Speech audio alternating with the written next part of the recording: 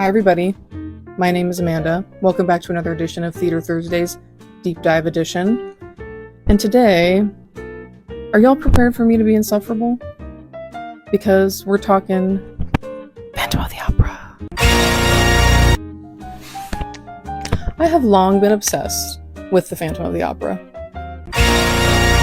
The 1980s mega musical by Andrew Lloyd Webber. Yes, the Phantom of the Opera does kill, but he kills for love. The Phantom of the Opera. That's enough of that. Thank you. The Phantom of the Opera premiered in 1986 in London's West End and pretty quickly thereafter made a transfer to Broadway in 1988.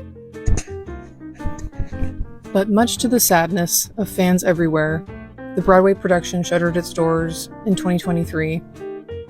But to my joy, I have been able to find some Phantom-related treasures here in the vaults of SCRC.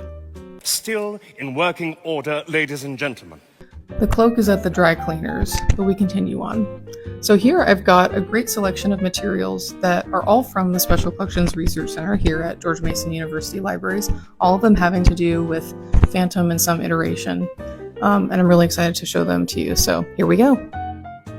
This is one of the more unique things I've pulled. It is actually a press release that was sent around to a variety of performing arts journalists in the Washington, D.C. area announcing a tour stop at the Kennedy Center in Washington, D.C. for the Phantom of the Opera in 1991, when I was born. And the coolest thing about this is that it includes a list of all of the stuff the tour had to lug around just to put on this performance in every city. It is truly a feat of theatrical engineering, and it really gives you an insight into how much artistry and technical prowess went into creating this show and getting it on the road. So here we have a few different playbills and programs from a variety of Phantom productions. The one on the left comes from the Pantages Theatre in Toronto, Canada, where the Phantom of the Opera was a legit tourist attraction for years. And they actually recorded their own cast recording. That's how popular it was. Then coming over here, we have some of the more known productions. Down here is a playbill from Her Majesty's Theatre, now His Majesty's Theatre. And one of the cooler aspects of these playbills is that we often get inserts. So when there was a cast change, or if we had an alternate or an understudy on, they would put these little inserts in the playbills. They still do. And then we come over to this little beauty, which is a playbill from the Majestic Theatre, where the Phantom of the Opera premiered on Broadway. We have another little insert announcing some cast changes. But the coolest thing about this playbill is that it is actually an opening night playbill. So as you can see right here, this is from the opening night of the Phantom of the Opera on Broadway on January 26, 1988. Here we have the Pièce de Résistance, which is a Phantom of the Opera souvenir program from the Basel, Switzerland production. I found this randomly in our stacks, and I think I screamed when I found it.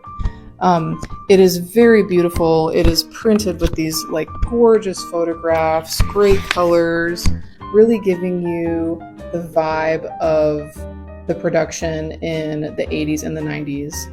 But my most favorite aspect of this program is this fold-out centerpiece of the masquerade scene, which is just spectacular. You really don't get souvenir programs like this nowadays. And of course, we've got Eric, for those in the know, in his Red Death costume, terrorizing everybody. And it is just spectacular. However you feel about the Phantom of the Opera, its music has stood the test of time, and its magic and allure has endured for decades. And, you know, fans like myself, we're going to continue to enjoy the music of the night for years to come.